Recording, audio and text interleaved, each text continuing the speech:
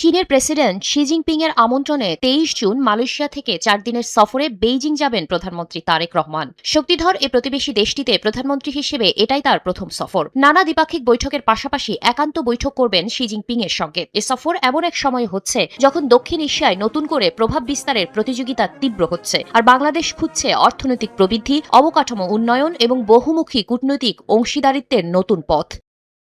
এর মাঝে গত মঙ্গলবার চট্টগ্রামের আনোয়ারায় চীনের জন্য একটি বিশেষ অর্থনৈতিক অঞ্চল গড়ে তুলতে ৪,১৮৯ কোটি টাকার প্রকল্প পাশ করেছে একনেক। ফলে প্রধানমন্ত্রীর এ সফর ঘিরে তাই প্রশ্ন, ঢাকা কি চাইছে আর বেইজিংই বা কি বার্তা দিতে চায়?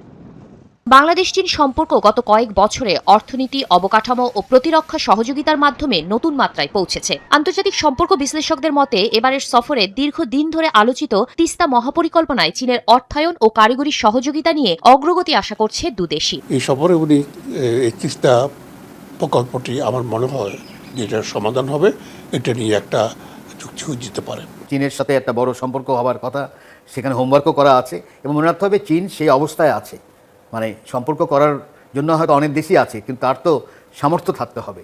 দক্ষিণ এশিয়ায় চীন ভারত প্রতিযোগিতা, ইন্দো প্যাসিফিক অঞ্চলে যুক্তরাষ্ট্রের ক্রমবর্ধমান সক্রিয়তা এবং আঞ্চলিক শক্তির নতুন সমীকরণ। বিশ্লেষকদের মতে এ সফরকে ঘিরে নিরাপত্তা সহযোগিতা এবং ভূ রাজনৈতিক তাৎপর্যের দিকে নজর থাকবে অন্য দেশগুলোরও। রাজনৈতিক অটোনমি সব দেশে থাকবে।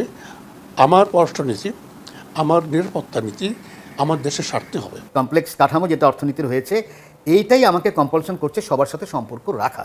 আমার কোনোভাবেই একটা দেশ চাইলেও যে আমার সাথে তোমার একটা এই চুক্তি করতে হবে, আমি বরাবরই বলে এসেছি হ্যাঁ চুক্তি করা যেতে পারে, কিন্তু তাকে এটা বলতে হবে যে এই একই জিনিস চুক্তি কিন্তু আমি ওই দেশের সাথে করব। আন্তর্জাতিক সম্পর্ক বিশ্লেষকদের মতে সফরের প্রকৃত সাফল্য নির্ধারিত হবে